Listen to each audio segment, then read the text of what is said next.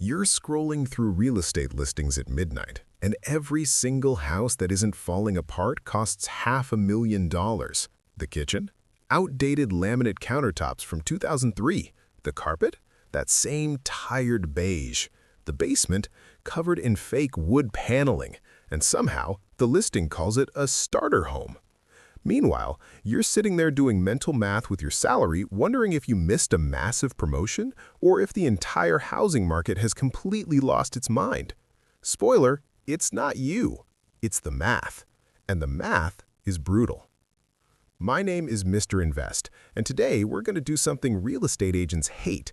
We're going to calculate who can actually afford a $500,000 house in 2026. Not who a bank will approve, but who can realistically afford it without turning their life into a constant financial stress test. Because there's a huge difference between qualifying for a mortgage and being able to sleep at night after signing one. Let's start with the uncomfortable truth. In many U.S. markets right now, $500,000 is the baseline. That's not a luxury home. That's a basic 1,200 square foot box with 3 bedrooms, 2 bathrooms, and a yard barely bigger than a beach towel. In places like Denver, Austin, or anywhere near a major city, this is what normal costs. Now here's the problem. The median household income in the U.S. is around $84,000. So we're asking people making $84K a year to afford homes that cost 6 times their income. If that sounds insane to you, that's because it is. But everyone keeps telling you it's doable. The mortgage broker says you're approved, your parents bought a house on less, some influencer claims they did it with no money down. So what's the issue? Simple. Everyone is lying about what affordable actually means. Let's talk about the down payment. The traditional rule, 20%. On a $500,000 house, that's $100,000 in cash.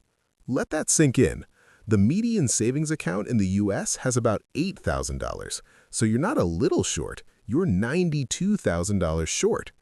But I'll just save it. Okay, let's do that math. If you make $84,000 a year and somehow save 10% of your income, which is already optimistic, you're saving $8,400 per year. At that rate, it'll take you 12 years to save the down payment. And that's assuming housing prices don't go up, which they will. So maybe you don't put 20% down. You go with 5% or 10% like most people do. Congrats, you've just unlocked PMI, Private Mortgage Insurance. This is the fee you pay every month for not being wealthy enough. It usually runs between $200 and $400 monthly. And here's the kicker. It protects the bank, not you. You're paying extra because you're riskier to them. Now let's look at the actual mortgage. Say you put down 10%, that's $50,000. You're left with a $450,000 loan. At current interest rates, around 6 to 7%, your monthly payment lands somewhere between $2,750 and $2,850. That's just principal and interest, and we're not done. Add property taxes, about $500 a month, insurance, around $300 a month, maintenance, about $417 a month, PMI, roughly $300 a month. Total? About $4,367 per month. And that's assuming nothing goes wrong. Now here's where it gets interesting. Financial experts recommend spending no more than 28% of your income on housing. Banks will approve you up to 43%. Let's reverse engineer it. To comfortably afford $4,367 per month at 28%, you need to earn about $187,000 a year. Even using the bank's loose standard, you still need around $150,000 annually. And here's the punchline.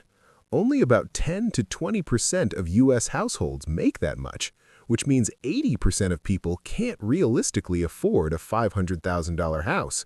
Not comfortably, not sustainably. But people are still buying them.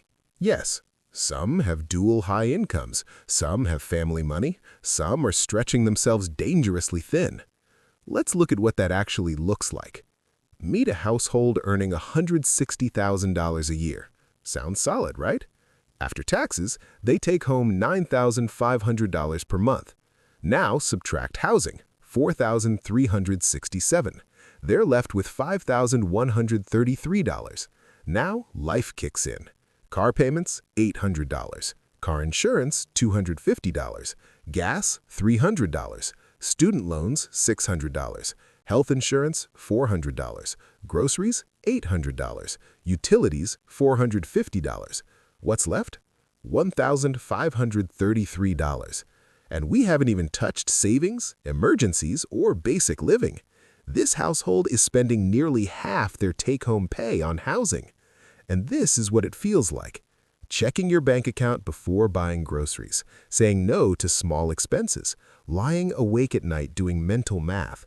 One unexpected expense and everything collapses. A broken AC, a car repair, a medical bill, everything becomes a crisis. At $160,000 income, it's stressful. At $120,000, worse.